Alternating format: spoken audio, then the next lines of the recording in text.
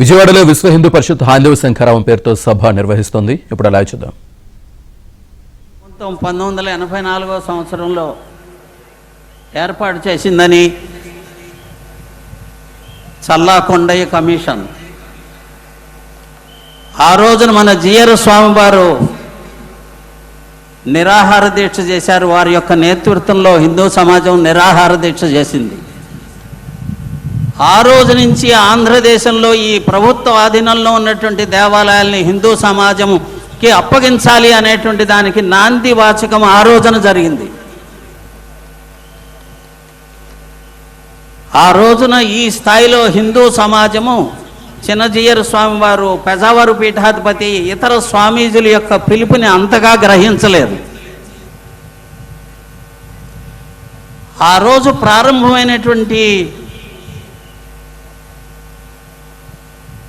ఈ పోరాటం అనేటువంటిది అంచెలంచెలుగా ఈ స్థాయికి చేరుకున్నది అని గుర్తు చేసుకోవాలి.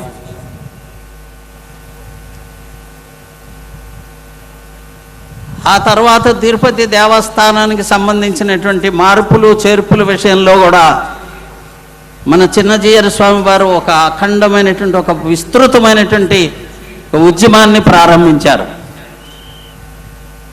రాజకీయ ప్రభుత్వాల యొక్క ఒత్తిడి కారణంగా, ఇతరత్ర కారణాల చేత సఫలం కాలేకపోయినామని అనిపించింది. ఆ రోజుని అందరము కలిసి చేద్దాం అనుకున్నాం, కానీ కలిసి చేయలేకపోయినాం. ఆ తర్వాత కమలానంద భారతీ స్వామి వారు రంగంలోకి వచ్చారు. పాదయాత్ర చేశారు. 1000 కిలోమీటర్లు ప్రతి దేవాలయానికి వెళ్ళారు. ఊరున కూడా జనజాగృతిని నిర్మాణం చేశారు. దేవాలయాల యొక్క డేటా సంగ్రహించారు. ఈ ప్రతి దేవాలయానికి, ఈ దేవాలయానికి ఎంత భూమి ఉండేది, ఎన్ని ఆస్తులు ఉండేవి, ఏ రకంగా జరిగిన అన్యాక్రాంతం జరిగింది, ఈ వివరాలు అన్నింటినీ కూడా ఆయన ఆ రోజున ఒక పిలుపునిచ్చారు. ఆయన పర్యటించినటువంటి ప్రతి దేవాలయము ప్రాంగణము గోడపైన ఈ దేవాలయం యొక్క ఆస్తులు ఎన్ని ఎక్కడెక్కడ ఉన్నాయి అని ఒక బోర్డు పెట్టమని అడిగారు. వేలాది దేవాలయాల్లో బోర్డులు వెలిసినాయి. కాబట్టి ఈ రోజున ఈ శంఖారామం వెనుక ఒక సుదీర్ఘమైనటువంటి పోరాట చరిత్ర ఉన్నది అనేటువంటి విషయాన్ని మన అందరం కూడా గుర్తు చేసుకోవాలి. చల్లా కొండయ్య కమిషన్ కంటే ముందు నుంచి, విశ్వ హిందూ పరిషత్ యొక్క స్థాపనా దినం నుంచి ఈ దేవాలయాల యొక్క వ్యవస్థ హిందూ సమాజానికి అప్పగించాలి అని ఆ రోజు నుంచి విశ్వ హిందూ పరిషత్ యొక్క ఎజెండాలో ఒక ముఖ్యమైనటువంటి భాగంగా దేశవ్యాప్తంగా హిందూ చైతన్యాన్ని నిర్మాణం చేసేటువంటి ప్రయత్నం చేస్తూ వచ్చింది. ఒకసారి మనం సింహావలోకనం చేసుకునేటట్లయితే ఆలోక్ కుమార్ గారు చెప్పారు, బ్రిటిష్ వాళ్ళ కాలం నుంచి, అంతకుముందు ఈస్ట్ ఇండియా కంపెనీ నుంచి ఈ దేవాలయాల యొక్క నిర్వహణ ప్రభుత్వం యొక్క చేతుల్లోకి వెళ్ళడం ప్రారంభమైందని. స్వతంత్రం వచ్చిన తరువాత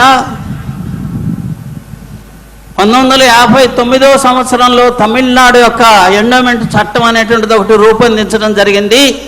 British India company, east India company తర్వాత బ్రిటిష్ సామ్రాజ్యము రూపొందించినటువంటి చట్టంలో మార్పులు చేర్పులు చేస్తూ 1959వ సంవత్సరంలో తమిళనాడులో చేసినటువంటి యాక్ట్ని దాన్ని ఆధారంగా చేసుకుని ఆంధ్రప్రదేశ్ ఏర్పడిన తర్వాత 1966వ సంవత్సరంలో యథాతథంగా తమిళనాడు యొక్క యాక్ట్ని స్వీకరిస్తూ కొన్ని సెక్షన్లలో కొద్దిపాటి మార్పులు చేస్తూ చట్టాన్ని రూపొందించడం జరిగింది, ఆంధ్రప్రదేశ్ ఎండోమెంట్ చట్టం.